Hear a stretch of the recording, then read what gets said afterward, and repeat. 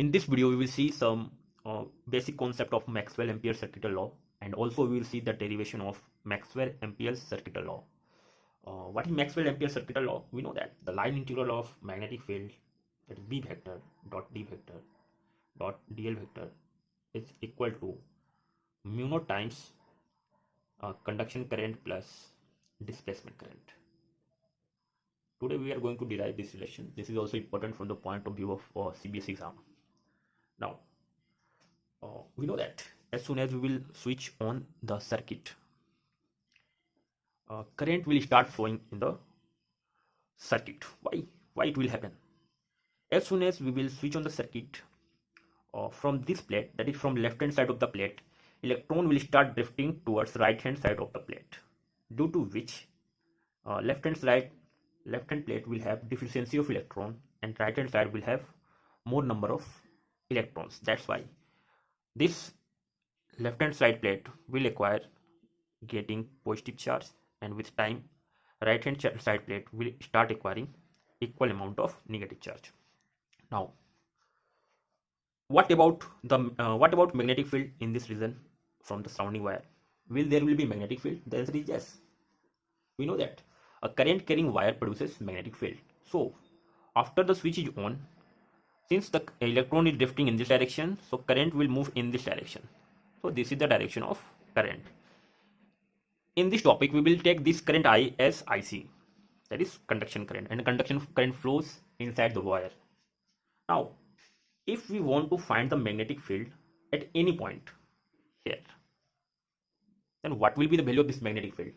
First, it is clear that why magnetic field will be here, because a current carrying wire produces magnetic field. So at any point surrounding the wire, there will be some. Now, according to Ampere circuital law, we know that the line integral of magnetic field vector dot dl vector equal to mu naught times the conducting current or net current flowing through the wire inside that loop. Now, here we will consider a point. If we want to find the magnetic field at this point, we will draw an Ampere loop passing through this point. This is our Ampere loop of radius r. Now, suppose this is point A. So, if we want to magnetic field at point A, we will write the line integral of magnetic field vector dot dl vector at point A is equal to mu naught times into the current crossing the loop. Now, if we will integrate this function, we will get the magnetic field at point A. Now, similarly, what about the magnetic field in the region between the plate?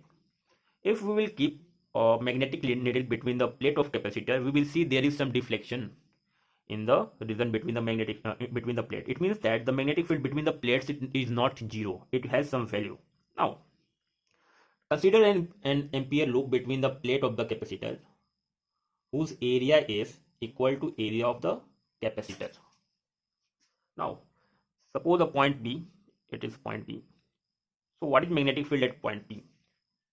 Now, so we will apply the same formula, that is Ampere's law, that is line integral of magnetic field at point B, B vector dot dl vector equal to mu naught into net current inside the loop.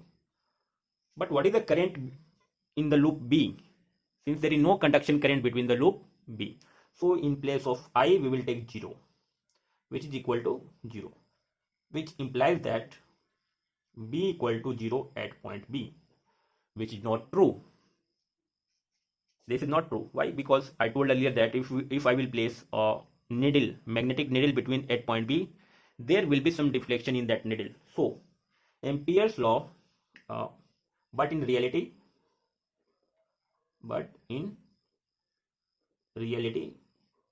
B is not 0 at point. Take this point, another point P. Okay, otherwise we will confuse between B and no magnetic field also symbol B, point is also B. So magnetic but in reality magnetic field is not 0 at point P. Now, Ampere's law failed to explain this, why it happens, and so that's why it needs some modification. So I will writing here Ampere's law,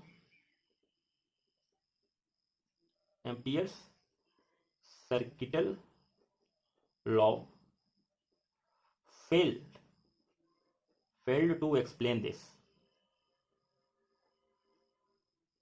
failed to explain this, and so needed some modification. So needed some modification in it. Now, Maxwell was studying this experiment and he suggested that since the charge on the capacitor is a function of time, it is not constant, it is continuously varying. Since electrons are moving from here to here during charging, so the charge on the plate, this charge on the plate Q is not constant. This charge is a function of time. Now, what about electric field between the plate of capacitor? As we know that the electric field between the plate of capacitor, that is E equal to sigma by epsilon naught. And what is the sigma? Charge on the capacitor divided by area into epsilon naught. Now, since the charge on the capacitor is a function of time, it means that the electric field will be also a function of time. So from here we can see that electric field is also a function of time, and hence Maxwell suggested that a time varying electric field produces magnetic field between the plates of capacitor. So here we can write.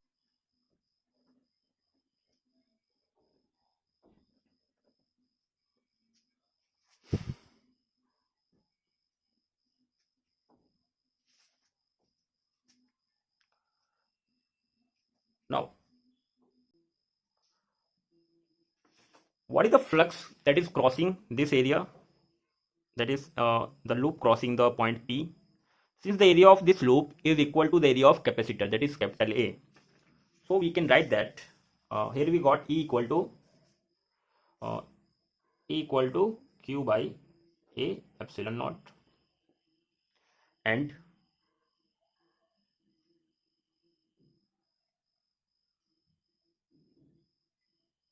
so what is the flux crossing that loop? Flux passing through this loop. Flux passing through this loop will be what? We know that flux equal to E vector dot area vector. Since what is the direction of electric field here?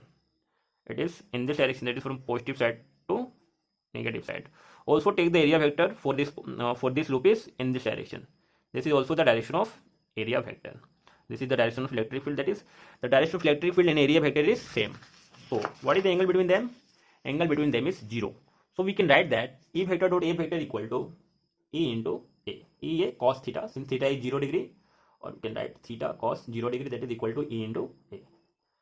Now, what is E here? Q by A epsilon naught. So we can write that Q by A epsilon naught into A. A get cancelled out, which is equal to Q by epsilon naught. Or what is the charge? Q equal to epsilon naught into phi. This charge is not constant.